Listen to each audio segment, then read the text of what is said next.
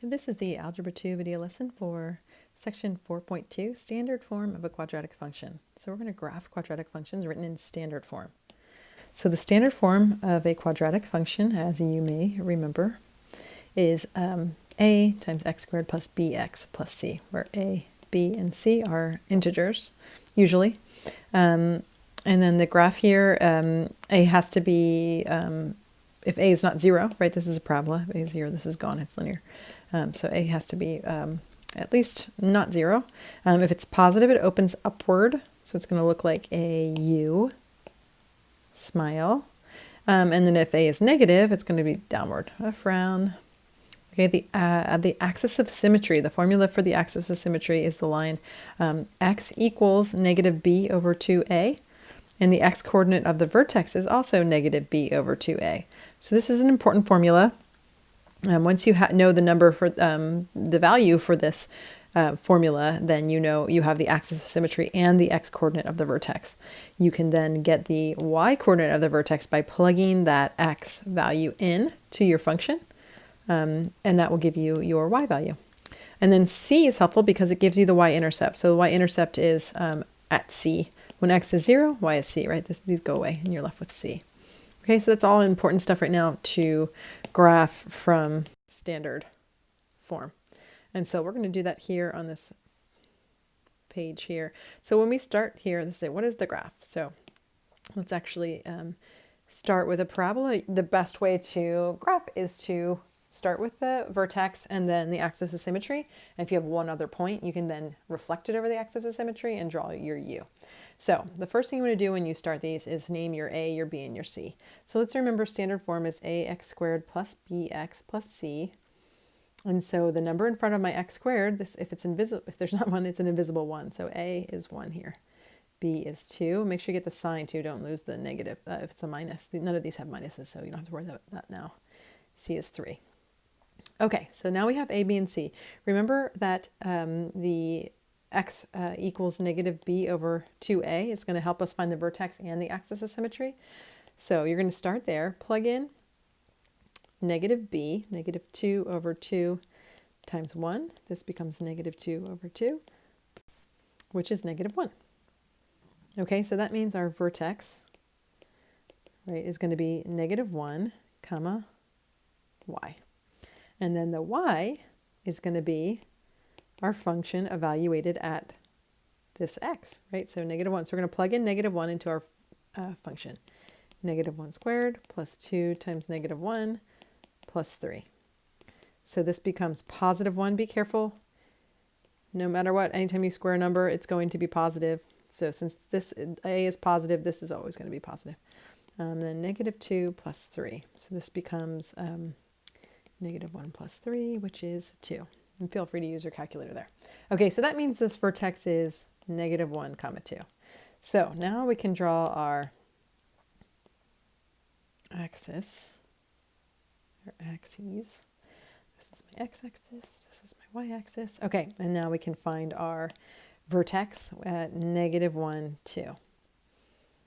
Okay, and then our axis of symmetry.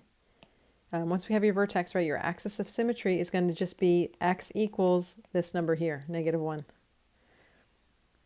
Okay, so then we can draw the axis of symmetry, so we know this is where we're going to be reflecting. X equals negative 1. And then we need one other point. And what is great about standard form is we have our c. And so our y-intercept, remember, is basically y equals c, or it's 0 comma c is the point.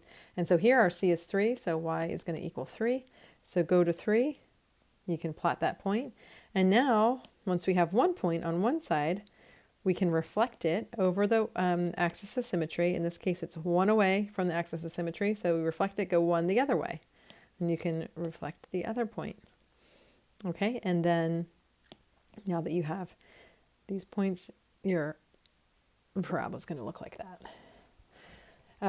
Since these points are kind of close together, you can just double check and maybe plug in 1 here just to get an extra point. You don't have to do this though, but I just want to make sure it's accurate. 1 squared plus 2 times 1 plus 3 is 1 plus 2 plus 3 is 6. So this would be 1, 2, 3, 4, 5, 6. Yeah, this would be another point there.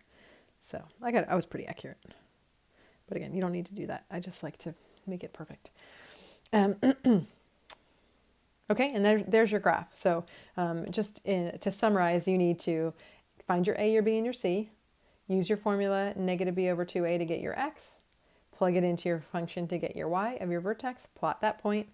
Use your x as your axis of symmetry, and then use your y-intercept, which is your c, as the other point, reflect it, and then make your u, either forward or upside down. You can see since a is positive, this isn't a u or a smiley face. Okay, so here's one for you to try. If you do need to press pause and rewind back to the other one to keep that on the screen, that might be helpful. But then press pause, try this on your own, and then check back for the solution. Okay, so here's the graph. It's been a lot of space on this top here, but it actually was way down here. So let's see if you got the same thing, right? A is -2, B is 2, and C is -5. So you plug that into this formula here. Again, you don't need to memorize this. I'm going to put this formula on your test, but it's just going to be there. I'm not going to tell you what it means. So you're going to need to know when you see that that's what you need to use. You don't have to memorize it, but you do need to recognize it. And then you're going to take that value, and that's your x coordinate of your vertex, plug it into your function, and you can use a calculator for this. I didn't, and I got off fraction-y, but remember, you can just use a calculator. And Desmos does the fractions really nicely. Ask me if you want me to show you how to do that. And then this value that you get is your y coordinate of your vertex, which means now we can graph it. And so 1/2 -4 halves is 4.5 is here, or 9 halves. -4.5 is here, and then the axis of symmetry is at that 0.5, x equals 0.5, and the y-intercept is just my c, so my -5. So I plotted that point, so we now have 2 points. I reflected it over the axis of symmetry, and then we made our u, and it's upside down, right, because a is negative, so it's going to be a frown. Okay. Another thing we can use in standard form is move it to vertex form with the same formula. We can just find the vertex and then put it into vertex form. So let's remember what vertex form is. Vertex form is let's see, y equals a times x minus h squared plus k. And remember, that's when the vertex is hk. So if we can find what the vertex is, we can easily put it in here, and this a is the same. So let's start by finding the vertex here. Let's say our a is equal to -1, right? This is an invisible 1. B is 4, and C is -5. Okay, so this a is going to be the same a. So we already have our a. It's going to be -1 there. All right, now we just need our h and our k. So remember, your h is going to be your x coordinate of the vertex, which is -b over 2a.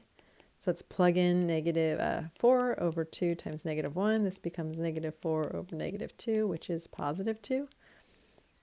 Okay, so my h is +2. That's going to go there, or sorry, there, both places. And then to find k, we're going to plug in my 2, so -2 squared plus 4 times 2 minus 5. You can do that in the calculator. I'll just do it here. This is 8 minus 9, which is -1. So that is my k. So now we have vertex form. Just plug everything in. Y equals a is -1. We don't have to write the 1, just the negative part. X minus 2 squared, and then -1 is my k. All right, see how that works? So here's one for you to try. Okay, so press pause and then check back for the solution. Then we'll be done. Okay, so here's this one. Maybe you hated me because it has fractions, but you just had to figure out what the fraction was and then plug it in, so you didn't have to do much operations. And what I want to show you now is how I got this 7/8 without having to do it by hand on Desmos. So I made a video. Let me press pause. Okay, here it is, and I'll just press play. You can see that I've done it. I don't know if you can hear me. You can't. Okay, so here we have this function, and I've placed it in Desmos already, and this is the answer, 7/8. And then if you want, I'm going to retype it again so you can see how I typed it, right? You put the 2 and then the parentheses with the 3 And then to do 3 over 4, you have to do 3 divided by 4. Remember that this is a divide sign here, so to get it, it's divide. And then see how if you do the parentheses, it goes in the 4. You have to actually do the little arrow to go out. And then you go out, and then it's squared. And then you can just do minus 3 times parentheses 3 divided by 4, and then get out of the 4, and then put the parentheses plus 2. And then you get a decimal. But to turn it into a fraction, you just see this little button here, you click that, and it turns your decimal into a reduced fraction.